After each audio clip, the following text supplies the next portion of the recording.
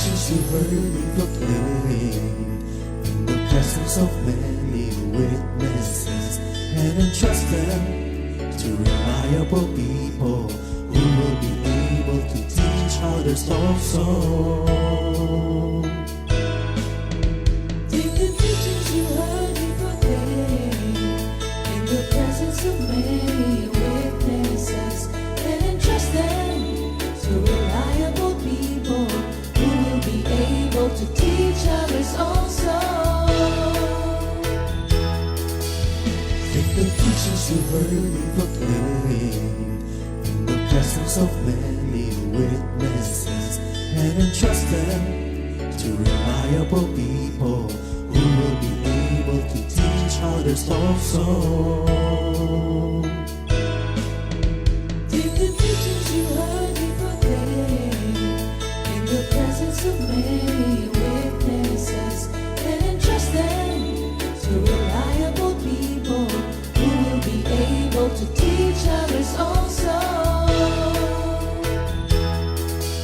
Second Timothy 2:2. Hallelujah, 2 Timothy 2:2. Praise the Lord. Second Timothy 2:2. You and me, let us proclaim the gospel. 2 Timothy 2:2. Hallelujah. Second Timothy 2:2. Praise the Lord. 2 Timothy 2:2. You and me, Let us proclaim the gospel of Jesus Christ.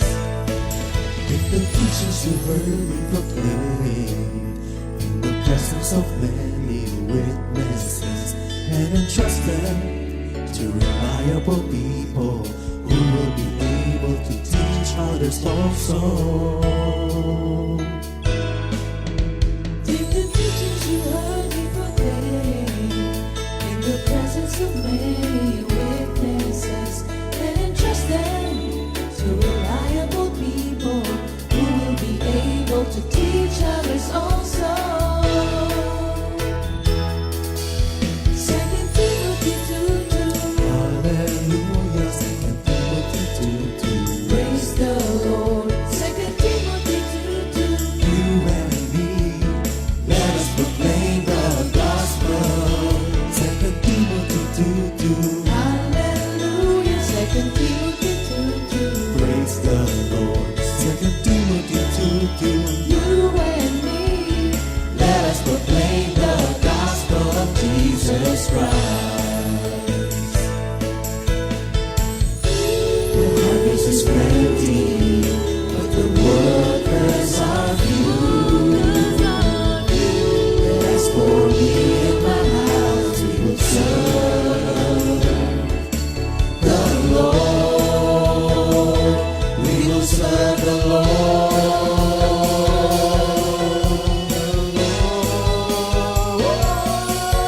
Second Timothy 2:2. Hallelujah. Second Timothy 2:2. Praise the Lord. Second Timothy 2:2. You and me, let us proclaim the gospel. 2 Timothy 2:2. Hallelujah. 2 Timothy 2:2. Praise the Lord. 2 Timothy 2:2. You and me, Let us proclaim the gospel of Jesus Christ. 2 Timothy 2:2. Hallelujah. 2 Timothy 2:2. Praise the Lord. 2 Timothy 2:2. You and me, let us proclaim the gospel. 2 Timothy 2:2. Hallelujah. 2 Timothy 2:2. Praise the Lord. 2 Timothy 2:2. You and me, let us proclaim, live up His name, delighting the Lord for His goodness. Let us proclaim, live up His name, delighting the Lord for His goodness. Let us proclaim, live up His name, delighting the Lord for His goodness. And He's God.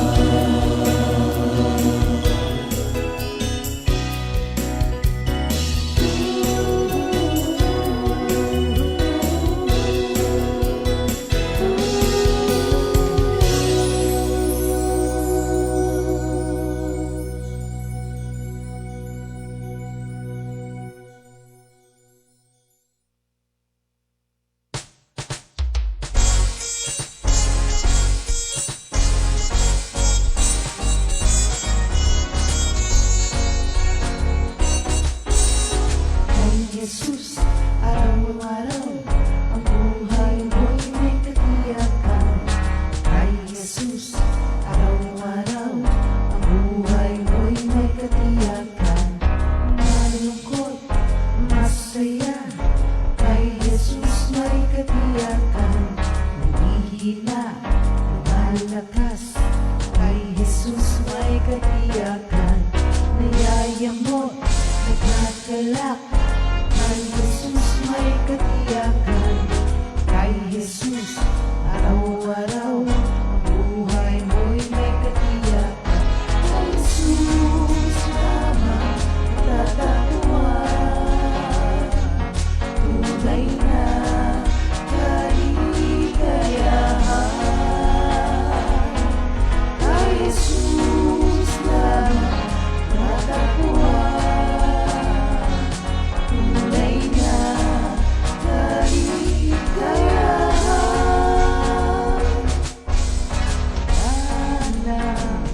Hanap-hanapin pa, wala na. Hanap-hanapin pa, wala na. Hanap-hanapin pa, wala na. Hanap-hanapin pa, wala na. Hanap-hanapin pa, wala na. Hanap-hanapin pa, wala na. Hanap-hanapin pa, wala na. Hanap-hanapin pa. Ikaw lang lagi nasa puso ko, Panginoon. Ikaw lang lagi nasa puso ko, Panginoon. Ikaw lang lagi, wala na hanapin. Ikaw lang lagi, wala na hanapin. Ikaw lang lagi nasa puso ko. Ikaw lang lagi nasa puso ko, Panginoon. Ikaw lang lagi nasa puso ko, Panginoon. Ikaw lang lagi, wala na hanapin. Ikaw lang lagi, wala na hanapin. Ikaw lang lagi nasa puso ko. Kay Jesus lamang tatapuan, tunay na kaligayahan. Kay Jesus lamang tatapuan, tunay na kaligayahan. Tunay na kaligayahan. Tunay na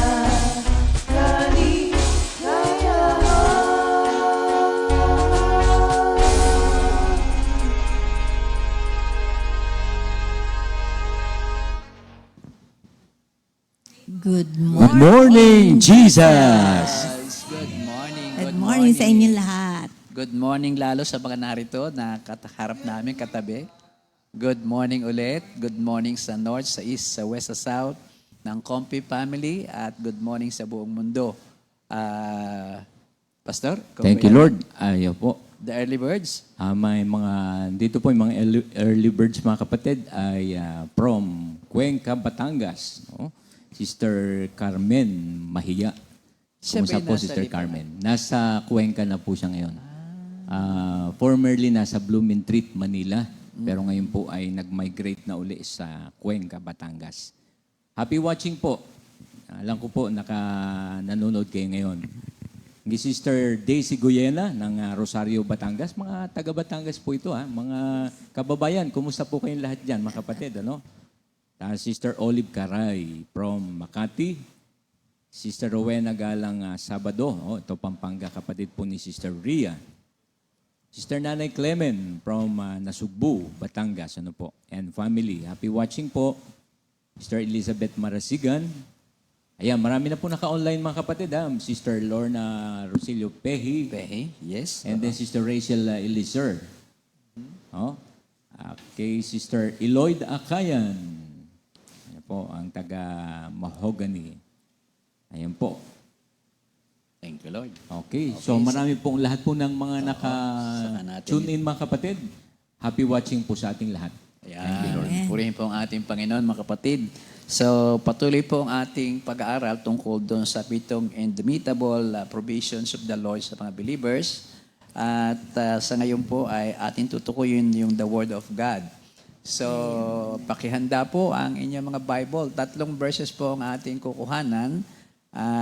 Ito po ay ang una, yung pinaka-head. Text natin is Psalms 119:105.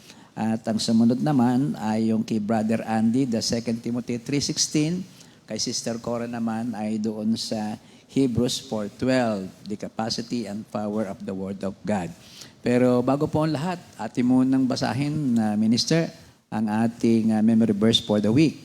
Okay, memory verse of the week po natin is in Jeremiah 17, verse 7. Blessed is the man who trusts in the Lord and whose trust is the Lord. Praise the Lord. Sa Tagalog naman, Sister Cora. At sa Tagalog, mapalad ang tao na nagtitiwala sa Panginoon at ang pag-asa ay ang Panginoon. Amen. Thank you, Lord. Purihin ang Diyos. Hallelujah. Tayo manalangin para tunay dapat ating tawag-tawagin ng Holy Spirit. O aming Diyos, banal at dakila, muli po namin inuulit, walang humpay, ang aming pasasalamat sa patuloy na pagtitiwala mo sa amin ng buhay na ito at ng buhay mong salita. Tulad po ng dati, wala po kami magagawa kung wala ka. Samahan po kami ng banal na Espiritu Santo. Siya po magtuturo. Kami gamitin upang maging tagapagsalita lamang. At hayaan po ninyo na kami manatili sa iyong likuran at ang lahat pong ito'y aming pagsusumikapan na tanging sa iyong karangalan lamang ang lahat ng ito.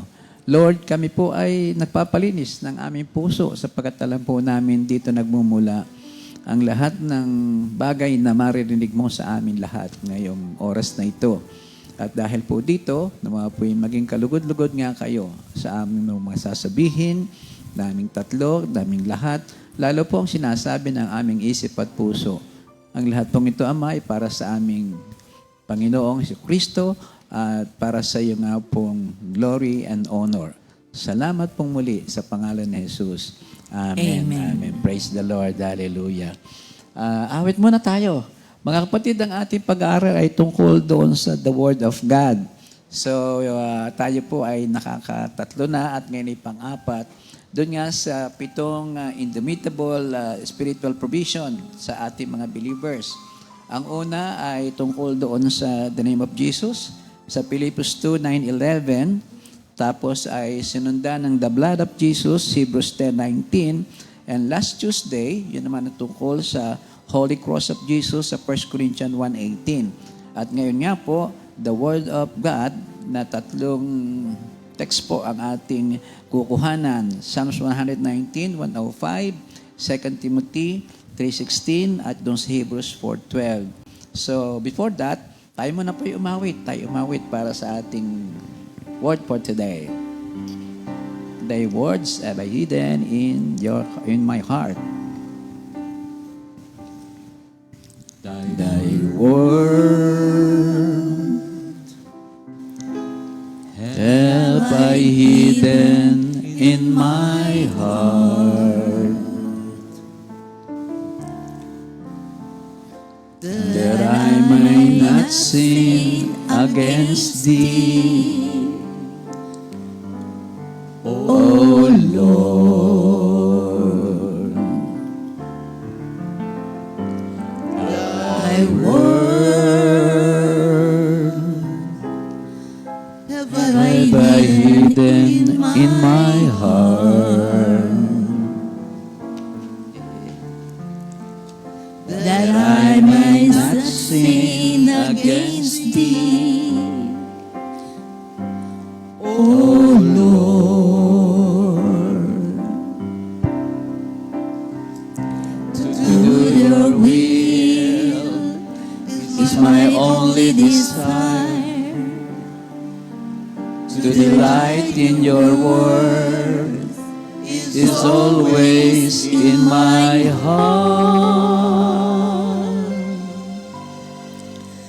Give me back again the joy. Give me back again the joy. Give me back again the joy that comes from your salvation. Give me back again the joy. Give me back again the joy. Give me back again the joy that comes from your salvation. Purihin ng Diyos. Hallelujah, hallelujah. Sa Psalms 119, verse 105, Your word is a lamp to my feet and a light to my path. Salita mo'y isang tanglaw na sa akin ay patnubay, sa landas kong daraanan, liwanag na tumatanglaw. Purihin po ang ating Panginoon. So, ang ating pong focus ngayon, tulad ng naulit ko na kanina, ay tungkol doon sa makapangyarihang salita ng ating Diyos. At ito po ay tutuloy, dudulo, doon po sa ating binasa, na ang salita ng Diyos ay tunay na tanglaw ng ating buhay, patnubay po at liwanag na tumatanglaw sa ating daraanan. But before that, mabuti po na ating i-identify ang mga bagay tungkol nga sa salita ng Diyos. And for that matter, niyanyahan po, inassign po ni Lord ang ating Minister Andy upang pangunahan po tayo tungkol sa identification ng Word of God. Sino ba ang source nito at ano bang significance? Yan po ay kinuha niya doon sa 2 Timothy 3:16. Minister Andy, thank you, Lord. Thank you, Lord. So, magandang umaga po muli sa ating lahat, mga kapatid kay Kristo Jesus. So, sa lahat pong nanonood at ngayon po'y nakaantabay sa ating GMJ, binabati muli po namin kayo. So, sa atin pong pag-aaralan sa umagang ito, mga kapatid, yun nga po napakahalaga ng salita ng ating Diyos.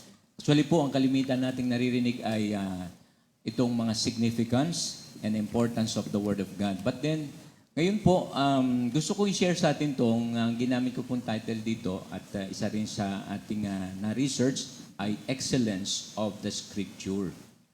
Pag sinabi po kasing excellence of the Scripture or yung pong, alam niyo salitang excellence, ang sa Tagalog yan ay kahusayan. Another meaning po ay kamahalan. Diba yung Your Majesty, His Excellency, Her Excellency, no? Saka po, kabunyian. So, ipinagbubunyi natin ang pangalan ng ating Diyos every moment of our lives, mga kapatid. At pag tinignan po natin kasi sa pinaka-introduction, napakahalaga po nito, yung pong sa John 1, verse 1, up to verse 3, at saka po doon sa verse 14. Basahin ko lang muna po ha. Ang salita ng buhay. Nang pasimula pa, ay naroon na ang salita. Ang salita ay kasama ng Diyos at ang salita ay Diyos. Sa pasimula ay kasama na ng Diyos ang salita. Nilikha ang lahat ng bagay sa pamamagitan niya at walang anumang nilikha nang hindi sa pamamagitan niya. Naging tao ang salita in verse 14 po. Naging tao ang salita at nanirahan sa piling natin. Nakita namin ang kalwalhati ang tunay na Kanya bilang kaisa-isang anak ng Ama. Siya ay puspos ng kagandahan loob at ng katotohanan. So mga kapatid, ito po ang napakaganda talagang introduction about sa pag-aaral po ng Word of God.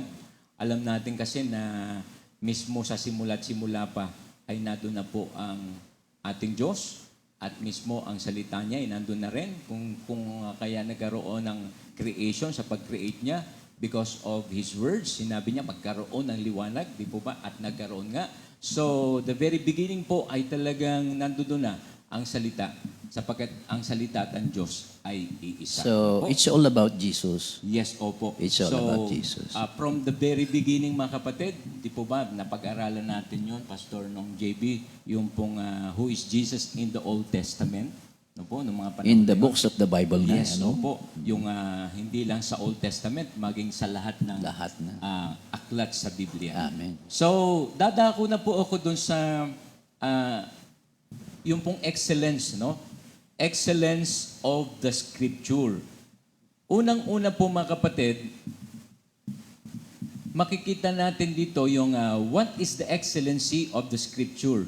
It is given by inspiration of God. Doon nga po sa verse 16 na babasahin ko muna po ha. Doon po sa Tagalog, ganito pong nasasaad. Sa ikalawang Timoteo, Kabanatang 16, Opo, 3:16 hanggang 17, ano po?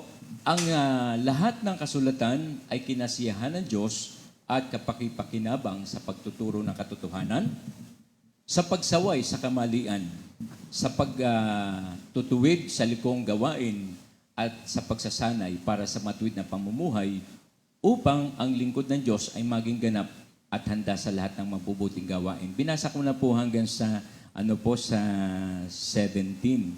Alam niyo po doon sa sa King James Version, all Scripture is given by inspiration of God and is profitable for doctrine, for reproof, for correction, for instruction in righteousness. In verse 17 po, that the man of God may be perfect, truly furnished unto all good works. So mga kapatid, ayan po mga kapatid na makikita natin dito ang excellency of the Scripture at it is a divine revelation. Tunay pong ito ay inspired by the Holy Spirit, mga kapatid. Alam natin na ang sumulat ng Biblia ay mga tao. Pero ang kakaibahan po nun mga tao na kinasiyahan ng Espiritu ng ating Diyos. Po, kaya yan po ay given by inspiration of God. Ano po? Sa verse 16 na ating nabasa. Okay, so it is a divine revelation which may be depend upon as infallibly true. Alam niyo yung salitang infallibly true, mga kapatid? Walang kamalian, no? At hindi po talaga nagkakamali ang Word of God. Tayo pwede tayong magkamali, pero ang Word of God, hindi po. Kasi ang Word of God at ang God ay iisa, perfect po yan eh. Perfect po. The same Spirit that breathed reason into us, breathes revelation among us. For the prophecy came not in old time by the will of man, but holy men spoke as they were moved or carried forth by the Holy Spirit. Doon po sa 2 Peter 1, ano po? Sa 1:21, sapagkat ang pahayag ng mga propeta ay hindi nagmula sa kalooban lamang ng tao, ito'y galing sa Diyos at ipinahayag ng mga taong nasa ilalim ng kapangyarihan ng Espiritu Santo. Ano po? So napakaliwanag po mga kapatid na ito pong mga salita ng Diyos na ating ngayong nababasa at ng pag-aaralan ay ito po ay inspired by the Holy Spirit. Ano po? So ngayon tingnan pa rin po natin ang mga ang sumunod po mga kapatid, God also bearing them witness both with signs and wonders and with diverse miracles and gifts of the Holy Ghost or Holy Spirit according to His own will. Doon po sa Hebrews 2, sa Hebrews 2 verse 4, pinatunayan din ito ng Diyos sa pamamagitan ng mga kahangahangang tanda at ng iba't ibang himala at sa pamamagitan ng mga kaloob ng Espiritu Santo na ipinamamahagi niya ayon sa kanyang sariling kalooban. So, ang salita po ng Diyos ay patuloy na lumaganap. Hindi lang lumaganap, kung ito po ay naranasan ng mga unang mananampalataya, maging tayo po hanggang ngayon, at kaalinsunod po nito ang maraming mga miracles and wonders na naganap. So, talagang kailangan po nating itong panaligan, pagtiwalaan.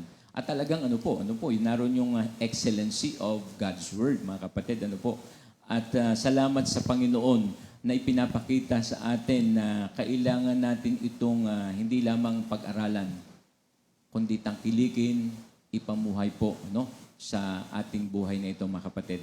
Yun po yung first part. The second part is, ano po ba ang maitutulong ng salita ng Diyos sa atin? Ano? Tingnan po natin ito. Una po, it is able to make us wise to salvation. Kanina pa natin sinasambit na talaga pong ang salita ng Diyos ay ito yung ating tanglaw na tumatanglaw sa ating landas ng daraanan. No po, patungo sa kaligtasan. That is, it is able to make us wise to salvation. That is, it is a sure guide in our way to eternal life. Mamaya po i-discuss kasi yan ni Pastor Ninong JB. Makikita po natin dito, those are wise indeed, who are wise to salvation. The scriptures are able to make us truly wise. Wise for our souls and another world. To make the wise to salvation through faith. Ayan, so matagal na rin po natin pinag-aaralan yung ating pananampalataya, At tunay po na we are saved by grace through faith in Ephesians 2 verse 8. Ngayon tingnan din po natin, the scriptures will make us wise to salvation if they mix with faith. Okay. Mahalaga po na ang salita ng Diyos na ating narinig. Remember in Romans 10:17 na ang pananampalataya po ay bunga ng pakikinig ng Word of God. So ngayon patuloy tayong nakikinig, nag-aaral at na-develop na po. Patuloy na nag-grow. Tumatatag tayo sa ating Christian faith. In Hebrews 4 verse 2, sapagkat tulad nila ay napakinggan din natin ang magandang balita, ngunit hindi nila pinakinibangan ang balitang kanilang narinig dahil hindi nila ito tinanggap ng may pananampalataya. So you see, mga kapatid, napakahalaga po na kapag narinig natin at natanggap natin ang salita ng Diyos, kailangan po ito'y ating panampalatayanan, paniwalaan, mga kapatid. At yun po ay magkakaroon ito ng power sa buhay natin. For if we do not believe their truth and goodness, they will do no good. Po. They will do us no good. So wala po talaga itong magiging mabuting maidudulot sa atin pag hindi natin pinaniwalaan. Kaya mga kapatid, we're encouraging everyone na every time po na mayroon tayong mga naririnig na pag-aaral, lalo kung yan ay personal message na binigay sa iyo, sa akin, sa atin ni Lord, paniwalaan po natin. Ang sumunod po, it is profitable to us for all the purposes of the Christian life, for doctrine. Ito na po, ito'y malimit nating naririnig at napag-aaralan. Itong apat na bagay na napakahalaga. Ito po'y kapakipakinabang at nadudoon po ang layunin sa ating Christian life ay para po tayo talaga ay patuloy na maturuan ng sound doctrine, for doctrine, for reproof, may mga talaga po, may mga pagtuturo, may mga pagtutuwid, for correction, for instruction in righteousness. Nandiyan na naman po si righteousness, Napakahalaga po, 'di ba? We are righteous before the eyes of our God because of Christ's righteousness that was imputed into our hearts, mga kapatid. Po? So, it answers all the ends of divine revelation. It instructs us in that which is true. So, yan po, mga kapatid, nadudoon, hayag na hayag at kitang-kita po ang divine revelation na nararanasan natin. At yan din ang nag-i-instruct for us to live a right living, para tayong makapamuhay ng tama. Reproves us for which is amiss, directs us in that which is good. It is of use to all, for we all need to be instructed, corrected, and reproved. It is of special use to ministers who are to give instruction, correction, and reproof, at whence can they fetch it better than from the Scripture. So, ito po, napakahalaga kasi yung mga salita ng Diyos na atin ding natanggap, na nag-minister din sa atin, yun din naman ang ginagamit natin ngayon para po ipahayag natin ang Word of God. So, salamat na lang din po sa power of His Word na patuloy na nararanasan natin. Ito rin naman pong naisishare natin sa ibang tao. The third importance po at yung makikita natin excellency of His Word, that the man of God may be perfect. So yan po mga kapatid ha, napakahalaga po na kapag itong salita ng Diyos na ating pong narinig, na pag-aaralan, pinagbubulay-bulayan, ay atin na pong naintindihan, naunawaan na natin to, na ipamumuhay natin, na ibabahagi natin. Again, hindi naman po ganun kadali. It takes yung pong grace ni Lord. Salamat sa grasya ng Diyos na tayo po ay binibigyan niya ng grasya at habag na ito po ay patuloy nating maipamuhay. Ano po? So, ngayong nakita na natin ang excellency of His Word, nawa po mga kapatid ay ito'y atin ding maibahagi. No? Magamit natin to sa pang-araw-araw nating pamumuhay. So, mga kapatid, salamat po sa Panginoon. At ang layunin nga po niyan, di ba, doon sa verse 17, that the man of God may be perfect. So, yun po ang ating lahat ng pinakanghahangat. Of course, tayo ngayon, hindi pa naman tayo talaga perfect. Po, we are all under the process of perfection, but then kailangan nating sundin ang kalooban ng Diyos, ang salita ng Diyos, para sa ganun pagdating po ng takdang panahon, tayo po ay maging perfect like our Lord Jesus Christ. So, purihin po ang Panginoon. Ano po? At for now, yan muna po ang pinaparating. And lastly po pala, no, ay lagi ko pong isa sa favorite, ito, yung pag pinag-aaralan ng Word of God. Lagi ko po nilalagay yan sa doon sa hashtag ko sa Facebook, kung kayo po yung friend ko sa Facebook. Lagi ko nilalagay yun. The Word of God stands forever. So, mga kapatid ha, nandiyan po ang salita ng Diyos. Ano man ang kailangan natin, ano man ang kahilingan natin, panaligan po natin at paniwalaan ang salita ng Diyos. For now, yun na muna po, Pastor Ninong JV. Thank you, Lord. Purihin ng Diyos. Purihin ng Diyos. Hallelujah. So, yun po mga kapatid, ang unang bahagi ng ating pag-aaral tungkol sa Word of God. Nakita po natin doon sa 2 Timothy 3:16 na hanggang 17 na ginamit ni Minister na tinignan po natin sino ba ang source nito. Kasi anumang bagay, dapat malaman natin saan ba ito nanggaling. At nakita po natin, ang lahat ng ito galing sa banal na Espiritu Santo.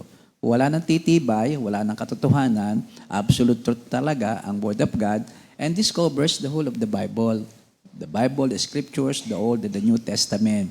Ang pangalawa, nakita din po natin yung significance kung bakit ang Holy Spirit ay nagbigay sa atin ng ganito.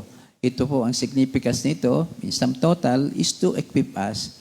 Tayo po ay palakasin, patibayin, at be ready dito sa spiritual battle na ating hinaharap.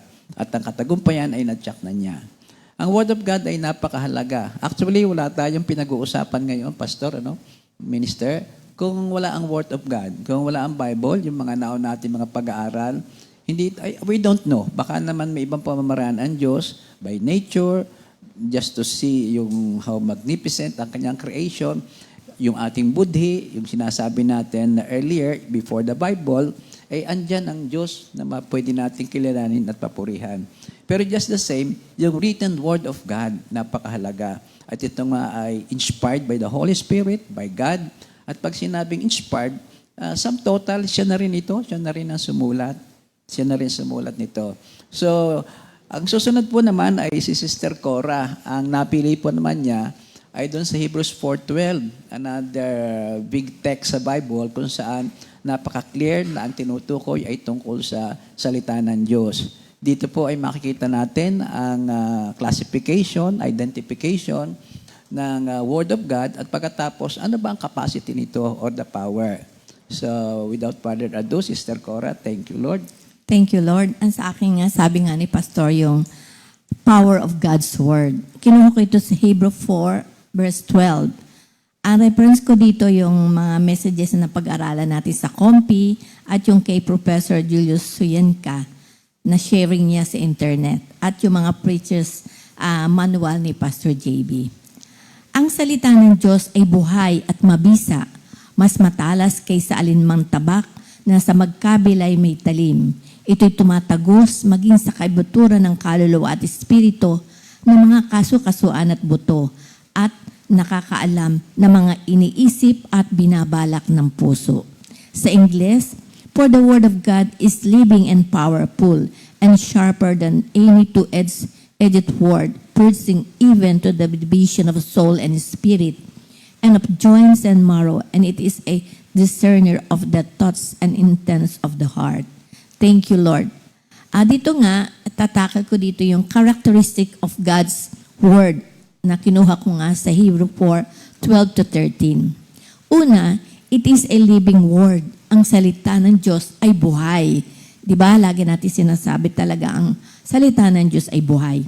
Doon sa parable of the sower sa Lucas 8, ang mga punlang buto, yung seed, ay nahulog sa iba't ibang uri ng lupa.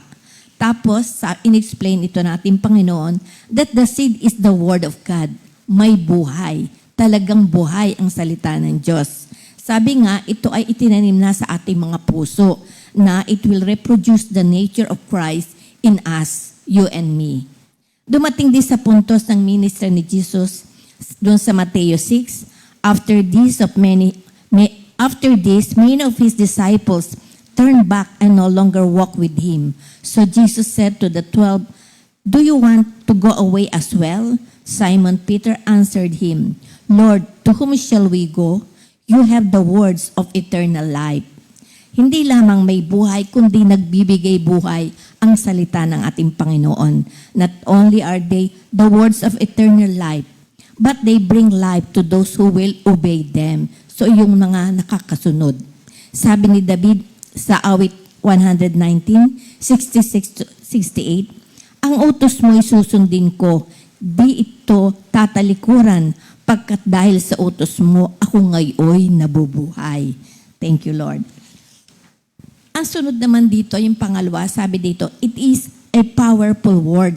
Mabisa, kumikilos. Talagang yung salita ng ating Panginoon ay very powerful. Powerful yung literally means yung at work. Sa Isaiah 55:11, gayon din naman ang mga salita na lumalabas sa aking bibig. Ang mga ito'y hindi babalik sa akin na walang katuturan. Tutuparin nito ang aking mga balak at gagawin nito ang aking ninanais. At sa awit 33:6, sa pamamagitan ng kanyang salita, nilikha niya ang langit at lupa, lahat ng naroroon.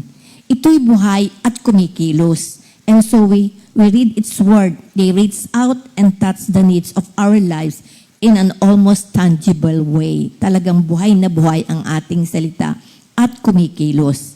Sa 1 Thessalonica 2:13, kaya nga palagi kami nagpapasalamat sa Diyos sapagkat nung ipangaral namin sa inyo ang kanyang salita, hindi ninyo ito tinanggap bilang salita ng tao, kundi bilang tunay na salita ng Diyos. At ang bisa nito'y nakikita sa buhay ninyo na mga sumasampalataya. Thank you, Lord. Ang pangatlo naman, dito ay yung it is penetrating word, talagang nanunuot. Sabi nga, it is sharper than a two-edged sword. Mas matalas kaysa alinman tabak na magkabilay talim. At yung two-edged sword was perfected by the Romans and was the weapon that allowed them to conquer the world. It has the ability to cut alinman yung mga itinataga mo at laging matalas.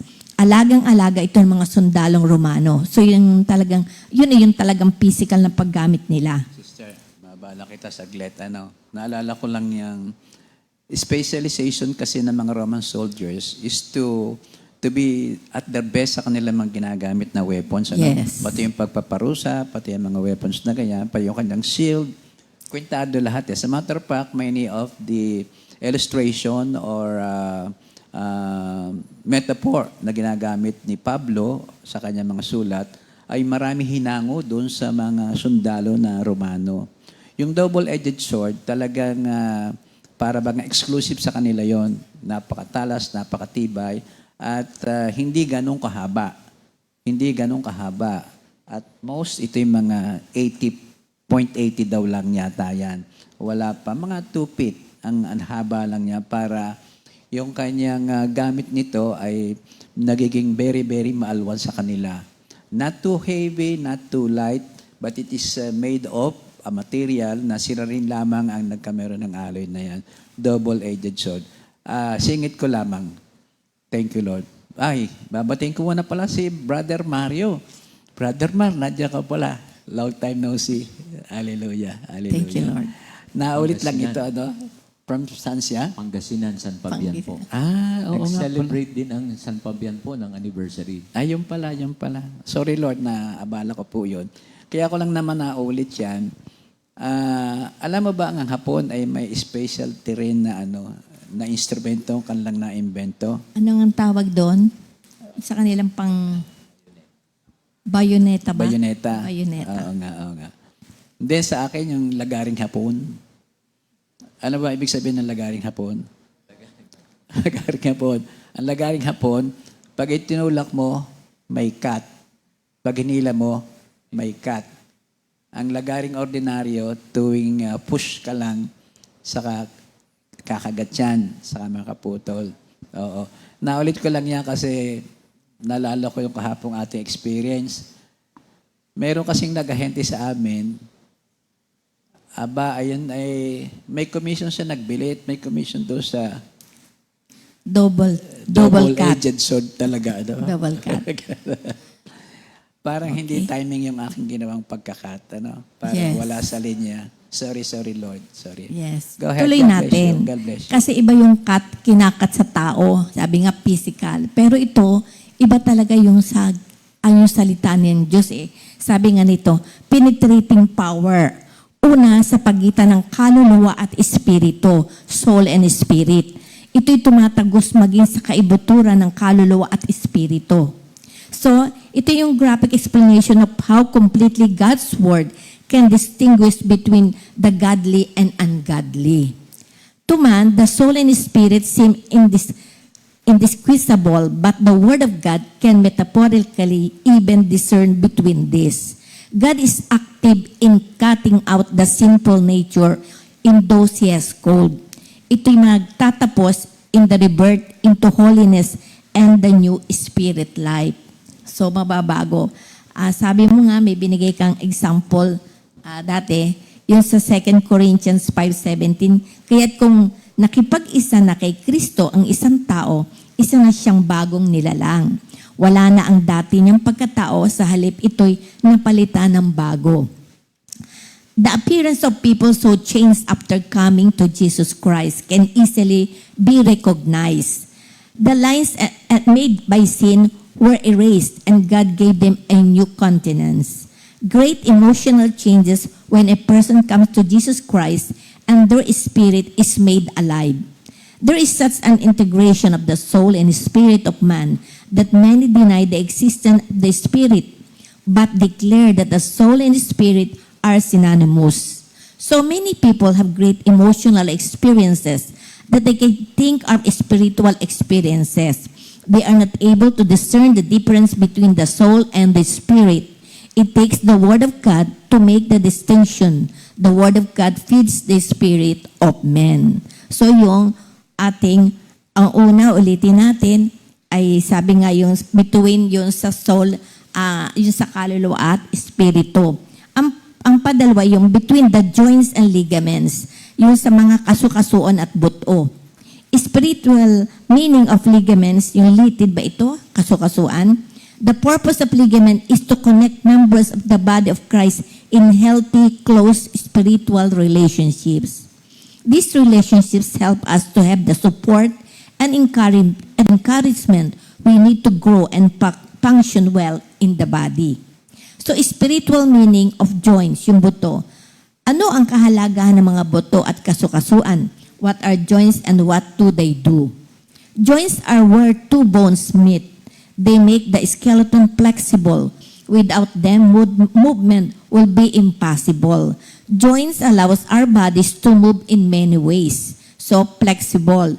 The ligaments, when litid, are so attached to the joints that they seem to grow out of the bone. Sabi nila, wala pang may talim ang pwedeng maghiwalay sa dalawa. Kinakailangan kayo din. Kayo din daw ang kailangan para maganap iyon. Spiritually, alam lahat ito ng Diyos because walang maililihim sa kanyang salita. The idea is mutual assistance among constituent members of the body of Christ. Nourishing flows from Christ to members of His body called the church. the joints of supplying bind members of Christ's body together. Para palang sister, ang ibig sabihin niya, nagpe-penetrate sa bone and marrows, parang alam ng Diyos ang nangyayari sa loob ng iyong pamilya, sa loob ng iyong simbahan. Kung yung ba mga bones, yung ba mga members, yung bang mga kaparitan yan, ay nakakaugnay-ugnay ba in unity and harmony? Yung pala ang nakikita niya, kaya wala talagang maililihim. No? Walang maililihim. Yung bones, tapos yung ligaments, yung nag-uugnay sa kanya, yung pala ang isang kahalagahan ng Word of God. Ano? Thank you, Lord. So, ang pang-apat naman, it is a discerning word. Ito yung at nakakaalam ng mga iniisip at binabalak ng puso and is a discerner of the thoughts and intents of the heart. Sa awit 139:1-3, ako'y iyong sinisiyasat, batid mo ang aking buhay, ang lahat kong lihim. Yahweh, etiyak mong nalalaman, ang lahat ng gawain ko sa iyo'y hindi lingid. Kahit ikaw ay malayo, batid mo ang aking isip. Ako'y iyong nakikita, gumagawa o hindi man. Ang lahat ng gawain ko'y pawang iyong nalalaman. So yung self-knowledge is some of most difficult knowledge to gain. At pag nalaman mo ito na, kung minsan, ang pinakamasakit. Sabi nga, mandaraya ang puso ng tao, sabi sa Jeremiah 17:9-10. Sino makakaunawa sa puso ng tao? Ito'y mandaraya at walang katulad. Wala nang lunas ang kanyang kabulukan. Akong si Yahweh ang sumisiyasat sa isip at sumasaliksik sa puso ng mga tao. Ginagantimpalaan ko ang bawat isa ayon sa kanyang pamumuhay at ginagantimpalaan ayon sa kanyang ginagawa.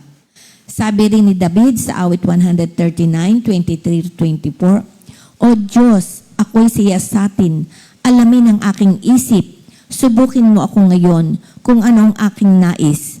Kung ako ay hindi tapat, ito'y iyong nababatid. Sa buhay na walang hanggan, samahan mo at ihatid. Thank you, Lord. Ulitin natin, ano-ano yung Thank mga you, Lord. characteristic. Yes. Sabi nga, Dun sa Holy Sister, bago ko lang makalimutan, yung palang power na yun ng Word of God, kumbaga yung double-edged sword, it can penetrate through the flesh of man. Through the flesh of man, pati doon sa mga bagay na material. Tapos, one invention of man, katulad ng mga x-ray, it can penetrate to the body na hindi nasusugatan. But that stops there. Hanggang doon lang yon. Pero ang Word of God, it penetrates hanggang doon sa iniisip mo sa kayong puso mo. Kaya napakagandang panalangin na may you'll be pleasing sa lahat ng marinig mo na galing sa aking puso. So, napakaganda, bagamat minsan pagka ikaw ay hindi pa ganon ang lalim ng iyong kaugnayan sa Diyos, minsan nakakatakot. Omniscient kasi. Biro mo yon, alam ng Diyos ang iniisip ng tao. Pero if you are a believer of Christ at alam mong ang Diyos ay kaya niya ginagawa yan sapagkat mahal ka niya, may free will May free will. Pero just the same, alam ng Diyos kung ano yung sasabihin sunod, gagawing sunod, dahil na penetrating in between our conscience, yung our thoughts, yung ating mga iniisip. Kaya yan ang kapangyarihan ng banal na Espiritu Santo. Lahat nito'y nag-aanyaya sa atin na ating pakaingatan ang lahat nating sasabihin, iisipin, isa sa puso, motibo, sapagkat ang lahat ng yan ay sasagutin natin sa parting dulo. Salamat sa Diyos. Ang Holy Spirit, hindi ka pabayaan ka na nga lang dyan. Laging meron convicting mood siya. Baya nga sa salita pa rin ng ating Panginoon, no? Amen. I-summarize ko. Sige nga, Kasi please. para maulit natin, ma-memorize din natin yung characteristics of God's Word. Unang-una, it is a living Word. Ang salita ng Diyos talaga ay buhay. It is powerful, mabisa, at talagang kumikilos. Ang patatlo, it is penetrating Word. Talagang nanunuot yung salita ng Diyos. At ang kahuli-hulihan, ayun yang it is a discerning word. Kailangan talaga, makikita mo nakaka-discern pagka talaga lalo yung may mga salita ka ng ating Panginoon, di ba? Nag-iingat ka na kasi... Oo, nakakapag-ingat. Praise the So, Lord. yun dapat nating May naalala po ako dyan sa isa Minister, natin na pag-aralan. oo. Sige, kailangan natin yan. Yung pong isang insight ng double-edged sword. Di ba yung kay Sister Mami Ligaya, sinishare niya before, pagka natanggap mong Word of God, minsan nasusugatan ka, pero yun din na nagpapahilom. Pero meron po akong isa naalala din nung nandun tayo sa LTI, nang isa pong insight ni Pastor Gary Johnson ay yung double-edged sword. Kapag natanggap mo ang Word of God, yung pinakang rhema, no? Unang dumating sa'yo. So, yung impact nun, i-internalize natin, and then, di po ba, mabibless tayo eh. Habang ito'y ating ini-internalize. And then, kapag ito'y atin namang ibin-broadcast na, ipin-reach sa ibang tao, double na ang power niya. Praise the Lord. So, that's another insight po ng double-edged sword. Thank you. Nagiging Amen. double na yung power niya paglabas sa'yo. Kasi power from God, and then yung na-internalize natin, yung na-bless ka, di ba, na-invigorate ka, and then pag sinyer mo to, double power na po siya. Amen. Naalala ko lang po yun. Oo, So, thank you, Lord. additional lang. Nagpaalala rin sa akin kasi ilang beses ko rin naulit. Yung double-edged sword, ang isa doon ay para sa nagsasalita, sa preacher. At yung pangalawa, para doon sa nakikinig. Kaya double-edged, double blade, double ang target. Kaya nagsasalita ng salita ng Diyos, dapat mag-iingat. Dahil nga, words God is discerning, powerful, penetrating. Kaya mag-iingat. Dapat nga ay katotohanan, dapat ay na-experience mo na, dapat ay ginagalang mo para yung nakikinig ay yun ang objective. Mahatak, hindi man mahatak, makita nila si Kristo sa iyo, sa naririnig. Double-edged sword, ang isa'y para sa iyo, ang isa'y para sa pinagsasabihan mo. Applicable din ito sa family. Ang isa'y para sa iyo, ang isa'y para sa pamilya mo, lalo sa mga anak. Kaya yung dapat na sinasabi mo sa iyong mga anak ay isang magandang halimbawa na ikaw ay magiging encourager, magiging ikaw ang lead para pumunta sila doon sa pupuntahan mo. Pero one thing, double-edged sword is always end sa dulo, matulis. So, na naman pupunta, everything must boils down to the glory of God kay Jesus Christ yun. Yung double-edged sword na yun. Yung paring double-edged sword, sa ko ba nabasa yun? Double-edged sword is something like the cross of the Lord. The cross of the Lord, yan ay doon sa Calvary, ang sword ay itinusok sa lupa. So it is an inverted sword. That inverted sword actually, pag itinusok sa lupa ng isang warrior, yan naman ay stamp of ownership of the winner. So yan ang maraming yan, makikita natin. I thank you, Lord. Marami-rami akong natutunan sa inyong dalawa. Salamat sa Diyos. Pero I think let's break muna natin, no, para ito rin natin pamiyamya ng konti. So, batiin natin, Sister Cora, mga may birthday. June 18. Maraming may birthday. Uy, ang dami. Oh, happy birthday, Sister Judith Cruz. Ay, birthday. Taga-is yan, di ba? Katumana po. Tumana. Sister Mary Grace Balbuena. Sister Joanne, ano yun, Detoria ba? Deloria. Deloria. Sister Marichu Borja. Ay, Sister Marichu, asawa ni Brother Jeff. Brother Jojo Perez, Brother Christian Mahinay, Sister Irene Atienza, Brother R.B. Bartolome, Brother Sunny Macasero, Sister Irene Manigbas, Sister Jem Salvacion, and belated happy birthday kay Brother Sion Bibero. Anak Anak ni Sister Alpha. RJ. Okay, 1 year old na si Z. Thank you, Lord. Again, mga kapatid, happy birthday ngayong June 18 sa ating mga kapatid, si Sister Judith Cruz ng Tumana, Sister Mary Grace Balbuena, Sister Joanne Deloria, Sister Marichu Borja, Brother Jojo Perez, Brother Christian Mahinay, Sister Irene Atienza, si Brother R.B. Bartolome. Anong R.B.? Anak po ni Brother Jojo Bartolome. I see. Brother Sunny Macaisero, si Sister Irene Manigbas, si Sister Jem Salvacion, at belated happy birthday kay Brother Zion Bebero. Thank you, Lord. Thank you, Lord. Pati na po natin. Batiin na natin. Batiin natin.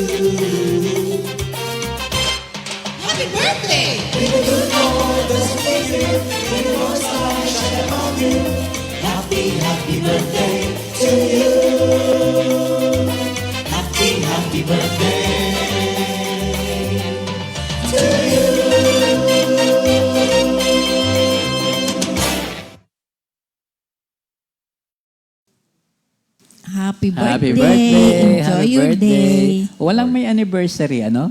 Walang may anniversary, Sister Jam? Wala. Bukas mayroon. Well, anyway, happy anniversary sa taga yung nag-celebrate. San Fabian po. San Fabian. Belated. And At advance sa mga taga bukas, Advance sa anniversary Bulacan. bukas ng Bulacan. I see, bukas I po. see. So, special announcement mga kapatid. Ito po, announcement. Minister mga Andy. kapatid. Ito po. Una po, yung ating announcement ay sa ito pong Life in the Spirit Seminar sa East area on June 22, 2024. Saturday po yan, 8 a.m. at our worship center in the East, St. Joseph. Ang pangalawa po ay CSM LSS, Parañaque Worship Center, open to all areas, including outreaches. So yan po mga kabataan. Ito na po yung pagkakataon para tayo po maka-attend ng Life in the Spirit Seminar. At yan po ay August 24, 2024, Saturday, 8 a.m. Pangatlo po, Foundation Day and Album Launching, October 26, 2024, South Mall Events Center. Yan, paghandaan po natin to mga kapatid. Napakabilis po ng panahon. So, maaga po nating ini-announce para tayo po ay makapag-prepare ng mas mabuti at makapaghanda tayo sa lahat ng ating mga kakailanganin. So, Praise the Lord. For further announcement po, yung mga details. Oo. Yung Life in the Spirit Seminar, this Saturday na yan, ano? Opo, sa ano na ito? 22. 22. This This coming Saturday, Saturday sa East area po, mga kapatid. Ito ng Saturday na to. June 22, ang bilis, ano? So, again, mga kapatid, yan po ang ating paghandaan. Kung hindi man kayo makapunta, please pray for it. Kasi yung po mga prayer warriors natin ay laging kailangan sa mga special event na ganito. So, again, thank you po, mga kapatid, sa ating mga naganap na at to continue ating patuloy ang pag-aaral. Kung ating pong isasum up ang ating napakinggan ay makikita po natin doon yung capacity of God's Word. So, the capacity of God's Word, dahil ating mga narig na ito, kapanipaniwala at nagpapatibay sa ating pananampalataya, marami po ito, pero pumili lang po ako ng 5. God's Word has the power to produce faith sa Romans 10:17. You can never get faith by merely praying, nor can you ever get it by any effort of the will. You can never get it by trying to pump it up in any way. Faith is a product of a certain cause, and that cause is the Word of God. By hearing and hearing the Word of God. So yun ang una. Ito po yung nagpuproduce ng faith, nagpapatibay ng ating pananampalataya. Ang pangalawa, God's Word has the power to cleanse. Sa Efeso 5:25-26. Mga lalaki, mahalin ninyo yung mga asawa na gaya ng pagmamahal ni Kristo sa iglesia. Inihandog niya ang kanyang buhay para sa iglesia upang ialay ito sa Diyos matapos linisin sa pamamagitan ng paghuhugas sa tubig at sa salita. The Word of God has the power not only to take impurity out of the heart, but to cleanse the outward life as well. If you wish a clean outward life, you must wash often by bringing your life in contact with the Word of God. magpapalinis ng loob at labas nating mga nilalang. Ang pangatlo, God's Word has a power to build up. In Acts 20:32, I commend you to God and to the word of His grace, which is able to build you up. Ang isang Kristiyano can no more grow as he ought without the feeding frequently, regularly, and largely upon the Word of God than a baby can grow as he ought without proper nutrition. So, number 4, God's Word has the power to give assurance to eternal life. Praise the Lord. 1 John 5:13, isinusulat ko ito sa inyo upang malaman ninyo na kayong sumasampalataya sa anak ng Diyos ay may buhay na walang hanggan. 1 John 5:13. The assurance of eternal life comes through what is written. Yan ang scriptures, the Word of God. At ang panglima, the power to get us ready. So this is an assurance of eternal life. And how are we going to be preparing for this? Get ready, Lucas 12:40. Kayo man ay dapat na humanda sapagkat darating ang anak ng tao sa oras na hindi nyo inaasahan. The Bible says that we will all meet God in one way or another. Either we die before He comes and face Him in judgment, or Jesus return and we all face judgment. So alinman sa dalawa, dapat tayong maging handa kasi ignorance and disbelief will not exempt us from the judgment. The Word of God is the only source of information that can help us prepare for this sure event in our life. So yun nga. Kaya nga yung ating final na word tungkol doon sa Psalms 119:105, this is part of the capacity of the Word of God. Pero bago yun, atin muna kayang awitin, Minister Arnold. Ikaw lamang, Jesus, no? Yan ang nakita kong merong parang direct na kasama yung liwanag sa aking patnubay. Ikaw lamang, Jesus.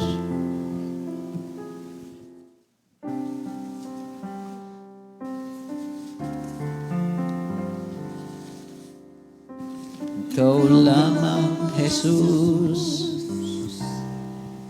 ang aking Panginoon.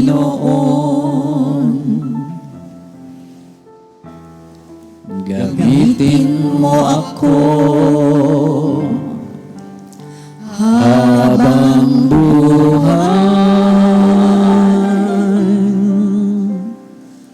Walang iba sa puso ko kundi Ikaw, Jesus. Mananatili kang tapat sa habang panahon. Salita mo'y liwanag ng aking buhay. Patnubay sa aking daraanan, hindi papapalit, maging sa ginto at pilang. Tanging Ikaw, Jesus, ang aking kailangan.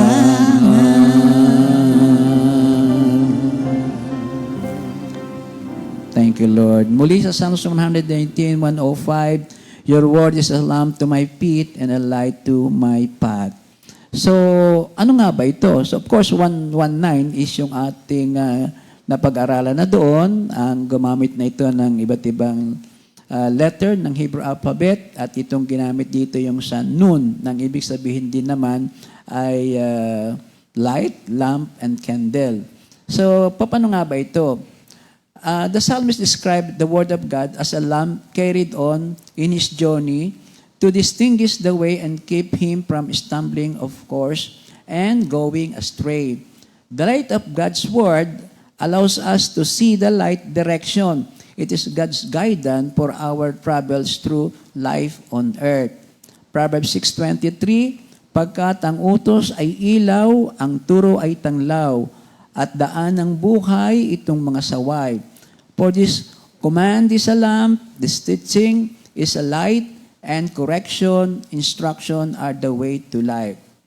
The guidance here referred not to the biblical advice or career. Hindi ito tumutukoy sa advice or a counseling, pero ito tumutukoy doon sa rock-solid truth for navigating difficult moral choices in a dark and fallen world. Worldly advices or worldly vices claim there are several na maririnig. There are many paths to God. Marami naman daan patungkol sa Diyos, pero there is only one way, and that is the Lord. There is only one name, the way, the truth, and the life. There is no such thing as absolute truth. No, the Bible is absolute truth. And just do what feels right to you. If you feel it good, then do it. Huwag ganon. Ang iyong flesh ay dadalhin ka palagi sa kapahamakan. If we are not careful about the choices we make, if we listen to these voices rather than rely on God's illuminating truth to guide us on the right roads, we will quickly encounter problem, disaster, grief, and then totally ruin. Ang buhay ng tao ay masasabi nating a walk. Ito isang paglalakbay, and doon nga sa sinabing my path in this walk, walang pausing, wala ning no returning. Ang ibig sabihin, ang ating paglalakad sa buhay na ito, ang ating travel ay dire-diretso yan. Hindi mo pwedeng ipa-replay, hindi mo pwedeng hintay muna, tutulog ako. This is dire-diretso. Kaya nga, this is one way of describing our human life. It is a walk requiring light. The path of our life is not only very intricate, but morally very dark. Lagi na lamang ang buhay na ito ay madilim ang kinasusuongan. Walang pwede magsabing purely, ako ay trouble-free, ako ay zero problem, ako ay okay na, panlangit na ang feeling ko. Pwede ring sabihin, pero ang katotohanan ay lumalayo.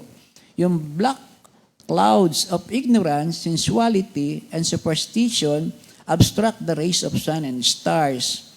Number 3, it is a walk for which light is provided. But just the same, thank you, Lord, light is provided to all of us. Physically, there is the moon, there is the sun, there are the stars. The invention of lights, that's what I'm having here. Pero spiritually, it's only God that can give us this light and this lamp. So God's word is a lamp that lights the steps and footing of our feet so that we do not fall. It's talking about a light shining downward to our feet so that we can see where we step. Wrong step can lead us to wrong paths. Again, mga kapatid, ang ilaw ay tanglaw. Ang unang ilaw na to, tatanglawan ka niya sa buong dadaanan mo.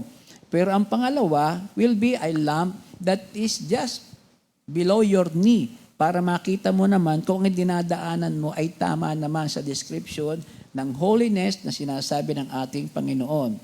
So, the collapse of character falls back down the steps of compromise. Kapag ka malabong ating dinadaanan at hindi natin nakikita, tayo nagbabaka sakali, physical daan or spiritual na daan, hindi mo mamamalayan, ikaw pala'y dinadala na sa kapahamakan.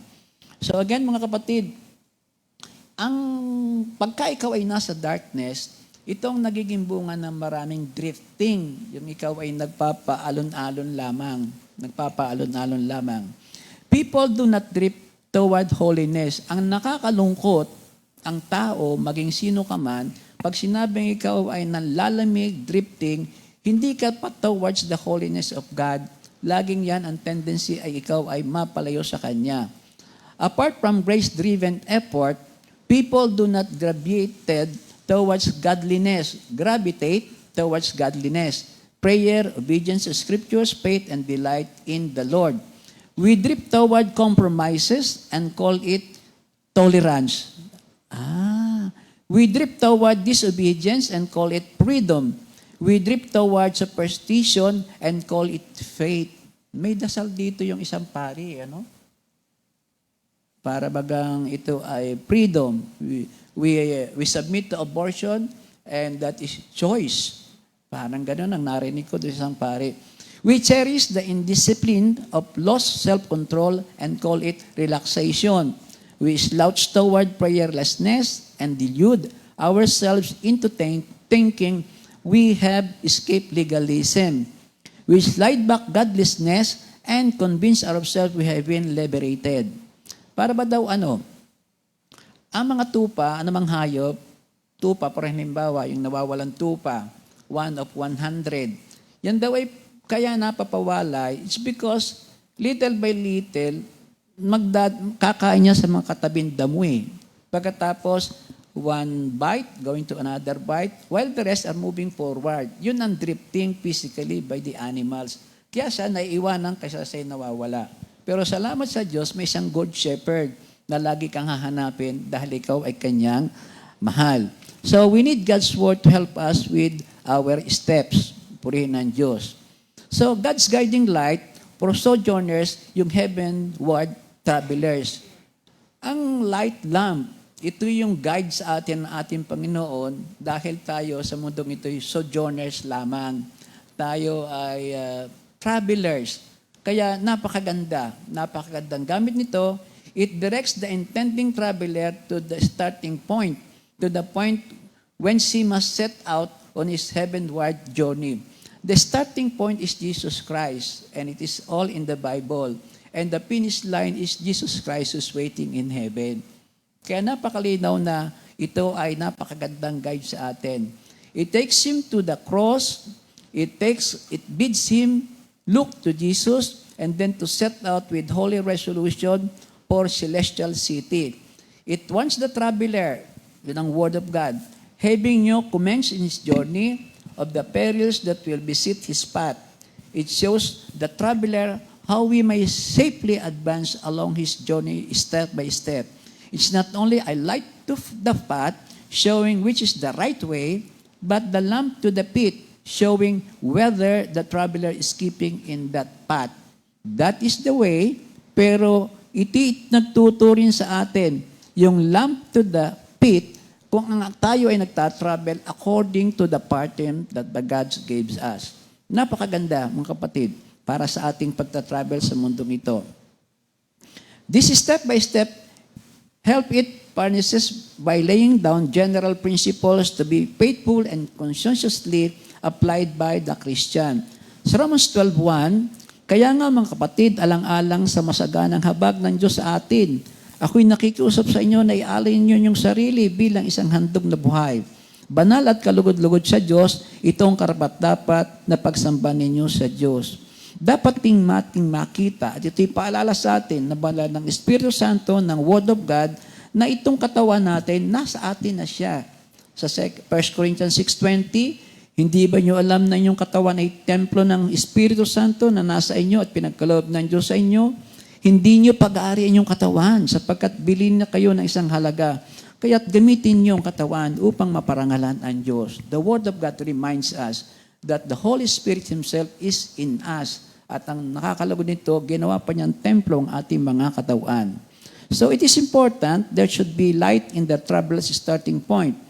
Of equal importance that there should be a light in the goal with which we hope to arrive. There is always a light. There is a light there. The big picture is there, Jesus Christ. Kaya yun ang dapat na huwag nating huwag makawala sa ating isipan. Yung ating vision, mission, commission, values, actually, it also describes the path, the light. Napakaganda na simbahang may ganito. Kasi merong iba na hindi ito pinag-uukulan ng pansin. Para bang this vision, mission, commission thing is commercial in nature. Pero ang simbahan natin, naglagay nito, inspired din ito ng Holy Spirit.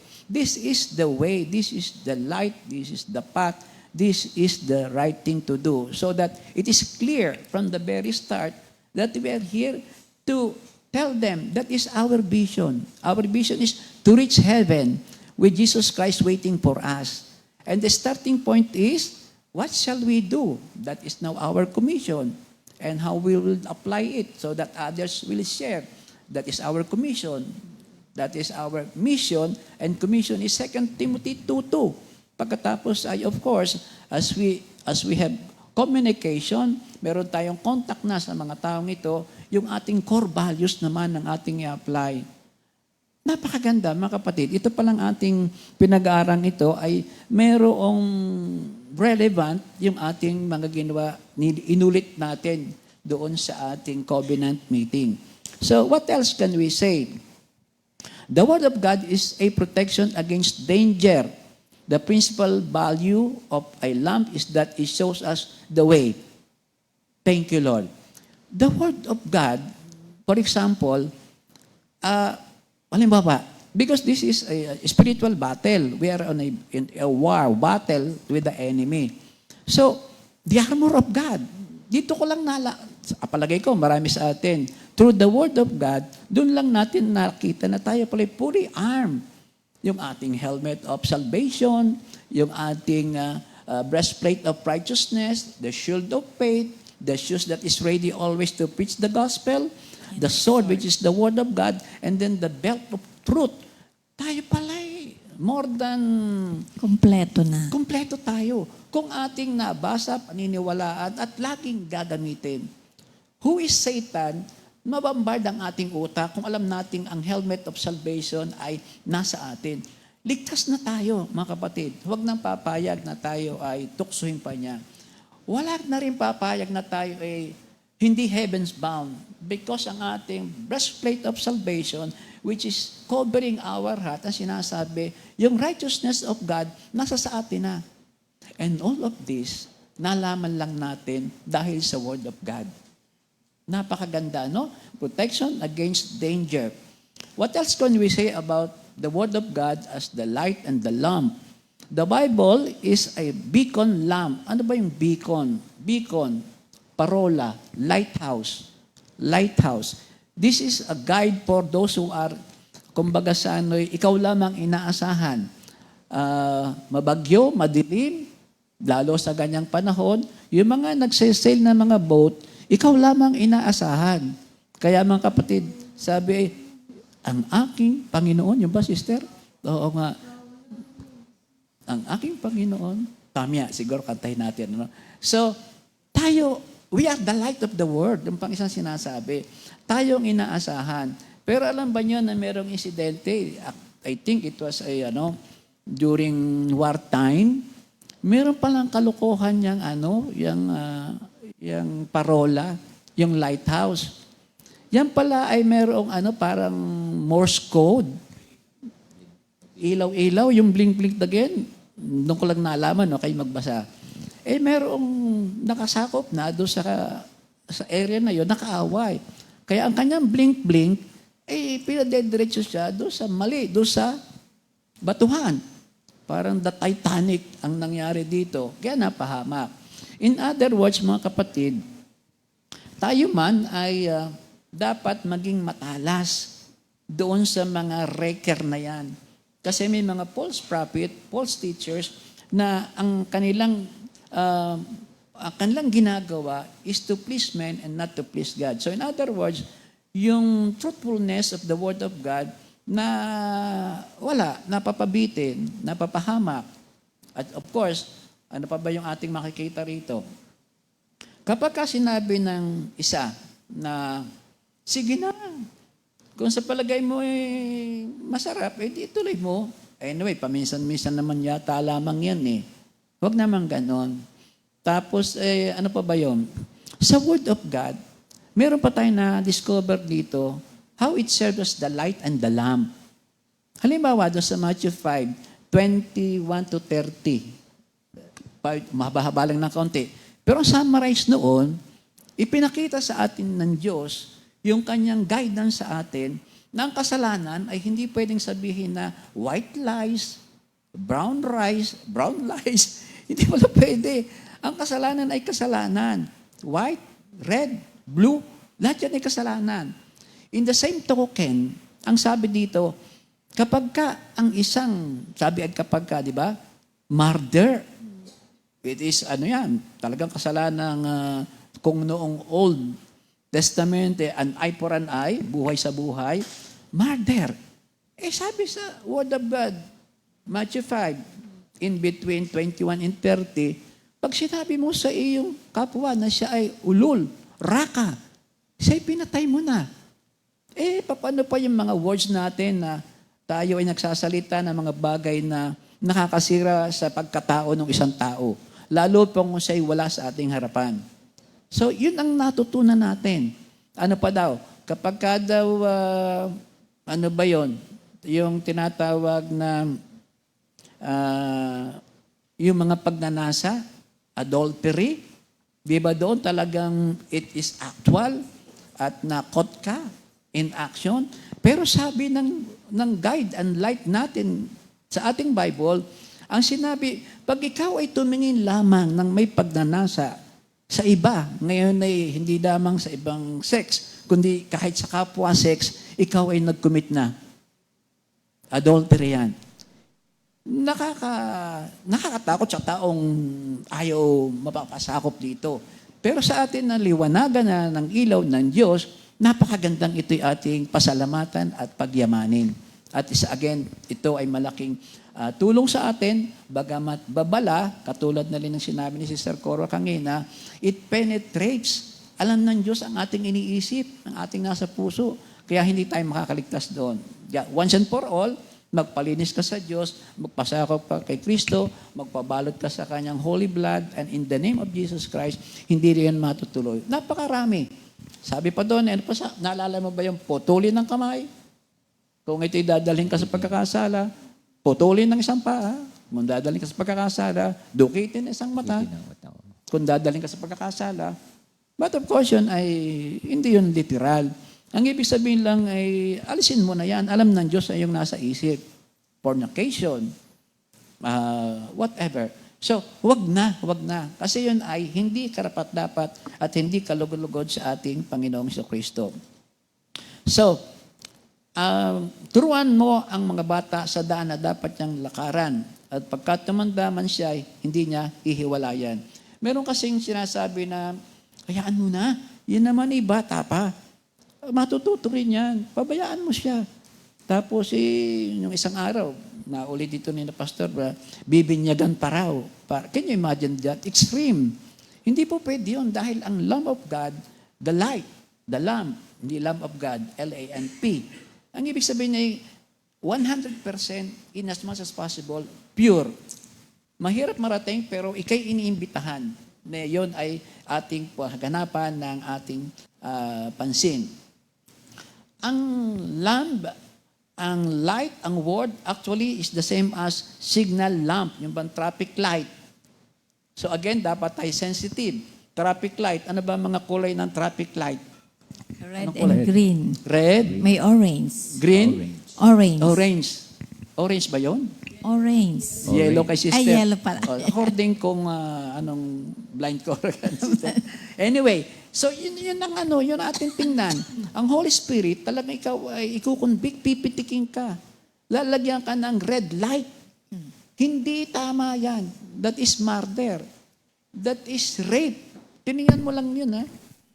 Bibigyan ka ng orange. Ibig sabihin, no.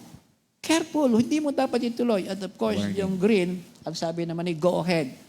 It is pleasing to me. Yun ang ating makikita dito. So, ano ba yun naman ngayon ang ating masasabi pang katapusan tungkol doon sa, ano ba ang masasabi natin sa quality ng light na ito? Ang sabi dito ay, it sheds wonderful light. The length of time during which it has been shining, mula kay Eva, kay Adan, nagsasay na doon ang Word of God hanggang sa atin ngayon. At ito'y tutuloy hanggang sa dulo ng daigdig, from here to heaven. Yun ang wonderful light na isinishad sa atin ng Word of God. It yields wonderful comfort. The mere fact na alam mo na andyan ang liwanag. Just look at this. Drown out. May sakang plus light. Mula doon sa may kaunti kang fear because of wala kang kasamang makita, biglang nagka-plus light, di ba ikaw ay mayroong peace, meron kang comfort na biglang makukuha. What else? Kung itong ating Diyos ang nagbibigay sa atin ng mga ganitong sinasabing, nauna na ako sa iyo doon. So our path is so concrete and perfect kasi nauna na ang Diyos sa ating mga pupuntahan. It affords wonderful safety. Not only does God's words keep us from sin, but it is also gives us a great safety. God's word will lead us, guide us, and give us direction for our lives. The Bible is a safety lamp which God has invented for this very purpose. It will always warm us when danger is near and show us how we may accept it. Purihin ng ating Panginoon. So, it is a divine lamp. God's word is a lamp, ever needful. Kailangan natin ito. And it is always available. Yung pag-isa, hindi ka po pwede. 7 beses ka na nagkasala sa akin. No, it is available. And it is all sufficient. Again, describing Jesus Christ. This lamp is describing Jesus Christ. And number 4 is inextinguishable. Hindi ito mapupugto. Hindi ito katulad noong lamp noong 10 berhen. Because yung sa 10 berhen, it is dependent on the physical oil. Samantalang itong light and lamp natin pinag-uusapan, it is by the Holy Spirit. Walang ubos ito. Wala itong kaubos-ubos na ating pwedeng i-take again sa lahat sa atin. So, once and for all, this is all about Jesus Christ. Kaya na ating sinasabi kanina, this is about Jesus Christ. At ang sabi niya, you are the light of the world. It is about us. When Jesus spoke again to the people, He said, I am the light of the world. Whoever follows me will never walk in darkness, but will have the light of life. This is also a wake-up call to all of us. Kasi sabi niya sa Matthew 5:14-16, you are the light of the world. A town built on a hill cannot be hidden. Neither do people light a lamp and put it under a bowl. Instead, they put it on a stand and it gives light to everyone in the house. In the same way, let your light shine before others, that they may see your good deeds and glorify your Father in heaven. It's all about Jesus Christ, and the lesson is a wake-up call to all of us that just follow that light. Just follow that light. Just follow that light. At marami ding nakasunod sa iyo. In Jesus' name, Amen. Amen. Amen. Thank you, Lord. Maraming salamat po, Ama, sa inyong pong patnubay sa amin. Salamat po sa ilaw at ikaw ang aming naging ilaw. Gamitin po kami mightily upang makita po sa amin si Kristo at least sa araw na ito at madala namin ang aming mga mahal sa buhay sa tunay na ilaw. Ang lesson ng buhay, walang ibig nga po kundi anak na sa Jesus. Amen. Amen. Thank you, Lord. Thank you, Jesus. Magtatapos po tayo sa ating repeat no song of the week. Sa iyo, nagtitiwala at naniniwala ako, composed by Sister Tess de los Santos, at abangan niyo po kung sinong mag-interpret. God bless us all po. God bless.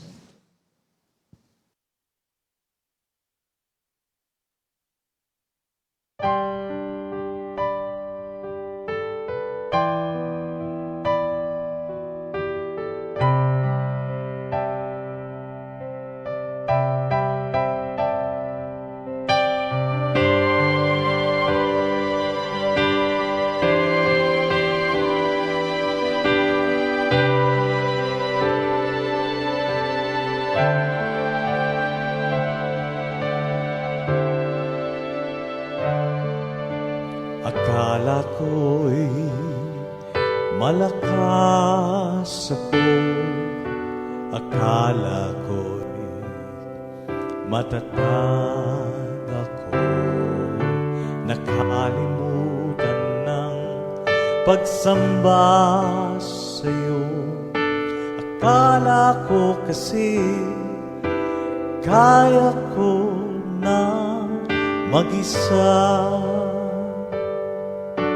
Maling-mali ako sa kapalaluan ko. Maling-mali ako sa kayabangan ko. Isang tapik lang sa akin bumuwal ako.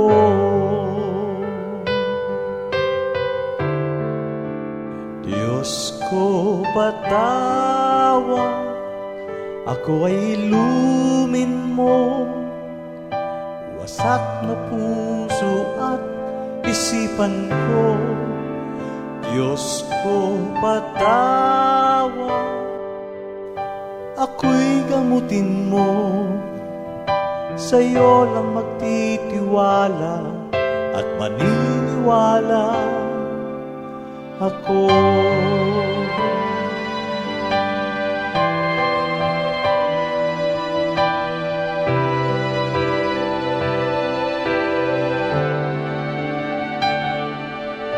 Akala ko'y malakas ako, akala ko'y matatag ako, nakalimutan ng pagsamba sa'yo. Akala ko kasi kaya ko nang mag-isa. Maling-mali ako sa kapalaluan ko, maling-mali ako sa kayabangan ko. Isang tapik lang sa akin bumuwal ako.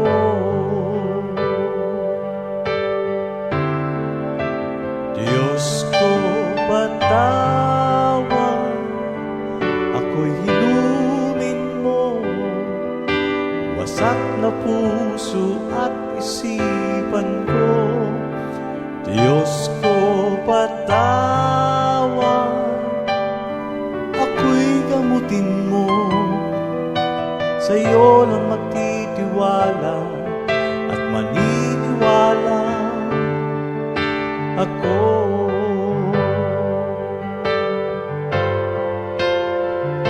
Kailangan kita, Jesus, sa buhay ko.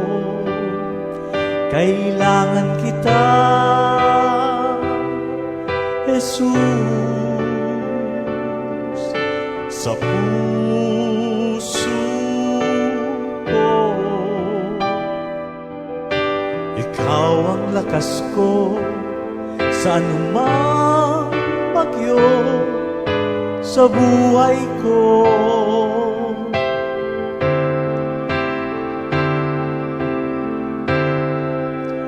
Diyos ko patawad, ako ay ilumin mo. Wasak na puso at isipan ko, Diyos ko patawad, ako'y gamutin mo. Sa'yo lang magtitiwala at maniniwala ako.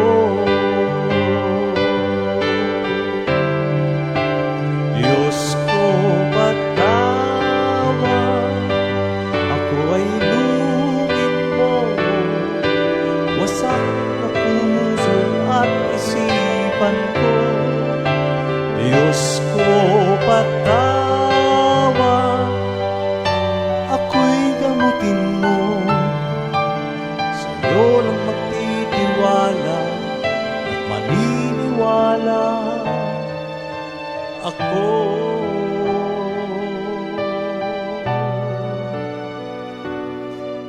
Sa'yo lang magtitiwala